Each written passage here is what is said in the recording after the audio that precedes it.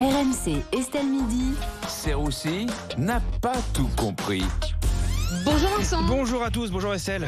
Aujourd'hui Vincent, vous ne comprenez pas pourquoi les accents sont mal vus en France et je vous vois venir. Vous n'allez pas me faire des accents là. Pas du tout. Non, j'ai prévu, vous inquiétez pas, ça sera en fin de chronique. Alors, non, c'est vrai qu'avoir un accent en France, c'est pas toujours facile.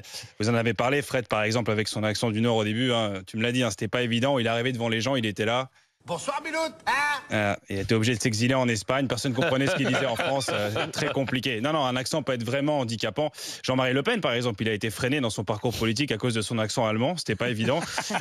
Pareil pour Jean Castex, qui a beaucoup dit que son accent du Sud lui avait porté préjudice dans sa carrière. Alors que tout le monde sait que voilà, ce qui a handicapé Jean Castex, c'est pas son accent, c'est ses idées. La consommation dans les bars et cafés ne pourra plus se faire seulement debout, mais seulement de manière assise. Quand tu dis ça, même sans accent, t'as l'air con. Excuse-moi.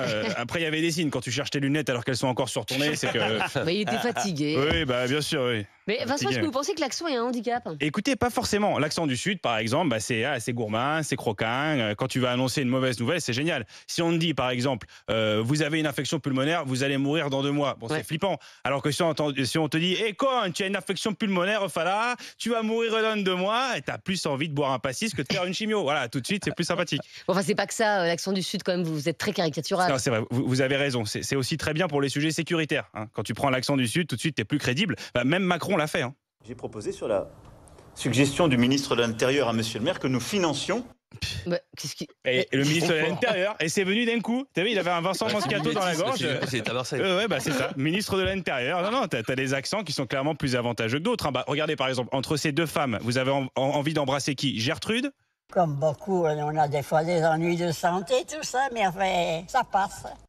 Ou Sylvia ? Sabes que estoy loca por ti, querido. Ça veut dire que je suis folle. Moi, je dis personnellement, j'ai un gros faible pour Gertrude. Voilà, je vous le dis, l'accent du Périgord, j'aime beaucoup. Vincent, vous n'avez pas compris pourquoi on n'a pas parlé de la polémique du t-shirt Louis Vuitton, accusé d'avoir sorti un t-shirt pro-palestinien. Oui. Louis Vuitton a sorti un t-shirt avec les lettres L et V aux couleurs du drapeau palestinien. Alors évidemment, comme beaucoup, moi au début, je croyais que le Hamas était rentré au capital de LVMH, mais absolument pas. Pour moi, il n'y a pas de polémique. Le t-shirt coûte 820 €. Donc, merci la solidarité, quoi. Tu vas faire un t-shirt de soutien que personne ne peut acheter. 820 €, c'est le PIB de Gaza. À ce prix-là, c'est pas un t-shirt pro-palestinien, c'est un t-shirt pro-Louis Vuitton, directement. C'est vrai. Après, bon, pour équilibrer et prôner la paix, Louis Vuitton a sorti un caleçon avec un drapeau israélien et palestinien avec le slogan « Nous sommes tous circoncis ». Voilà, j'espère que ça va aider. Vous ne croyez pas à cette polémique, alors ? Mais pas du tout. Maintenant, le moindre truc que tu fais, t'es considéré comme militant. La pastèque, par exemple, est devenue un symbole pro-palestinien parce que c'est un fruit noir, rouge et vert.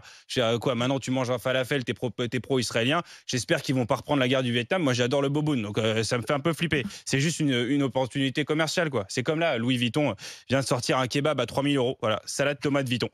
Je vais l'acheter d'ailleurs. J'ai un petit peu faim là. Merci. Merci beaucoup, Vincent Serroussi. Tous les jours, 14h50 dans Estelle Midi et en podcast sur rmc.fr, l'appli RMC et toutes vos applis de téléchargement.